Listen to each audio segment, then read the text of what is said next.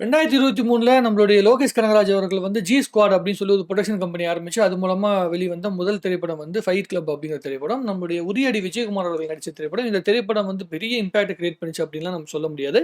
லோகேஷ் கனகராஜ் வந்து இந்த படத்த ரிலீஸ் பண்றாரு அப்படிங்கிறது தான் ஒரு பெரிய இம்பாக்ட்டா வந்து பெரிய வாக்குவாதத்த உருவாக்குச்சு. அப்பதான் சரி நானும் ரொம்ப ஆசையா போய் தியேட்டர்ல படம் பார்க்கலாம்.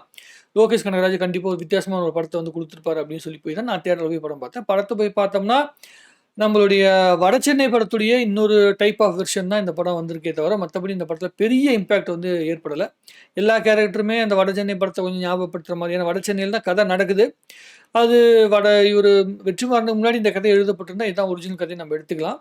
ஆனா, சொல்லப்பட்ட விதம், அந்த எழுதின கதை இது எல்லாமே வந்து பார்த்தீங்கன்னா, வடசென்னை பார்ட் 2 அப்படிங்கிற மாரி ஒரு ஃபீல் தான் வந்துச்சு. ஆனா, விஜயகுமார் அவரால முடிஞ்ச வரைக்கும் ரொம்ப நல்லா நடிச்சிருந்தாரு. ஃபர்ஸ்ட் புரொடக்ஷன்ல வந்து ரொம்ப பெரிய இம்பாக்ட் கிரியேட் பண்ண படம் அப்படின்னு சொல்றத விட, ஓரளவுக்கு பரவால்ல. ரொம்ப மோசமான படம் கிடையாது. அதே மாரி ரொம்ப பெஸ்ட்டான படமும் கிடையாது.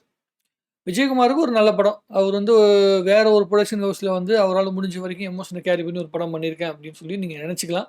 ஆக்ஷன் சீக்வென்ஸ், ஃபைட்டு, கீட்டு இது எல்லாமே எதுவுமே நம்ம புதுசா பார்த்த மாரி இல்ல. மியூசிக் ஓரளவுக்கு பரவால்ல. இருந்தாலும் ஒரு அவார்டு ஃபிலிமா மாரியும் இல்லாம, கமர்ஷியல் ஃபிலிம் மாரியும் இல்லாம, வெறும் ஒரு ஆக்ஷன் ஓரியன்டட் ஃபிலிம் மாரியும் இல்லாம, ரொம்ப நார்மலான ஒரு ஆக்ஷன் படமாக வந்துச்சு. அதுதான் இந்த படத்த வந்து ரொம்ப டைல்யூட்டான விஷயமா போச்சு. எதுக்கு இது வந்து பெஸ்ட் ஆஃப் 2023ல போட்டிருக்கோம்னா, லோகேஷ் கனகராஜ் வந்து முதல்ல ஒரு புரொடக்ஷன் வந்து பண்றாரு அப்படிங்கும்போது ஒரு இம்பாக்ட் கிரியேட் ஆச்சுல்ல. இந்த படத்து மேல ஒரு விசிபிலிட்டி கிடைச்சதுல்ல. அதுக்காக தான் அத பத்தி பேசுறோம்.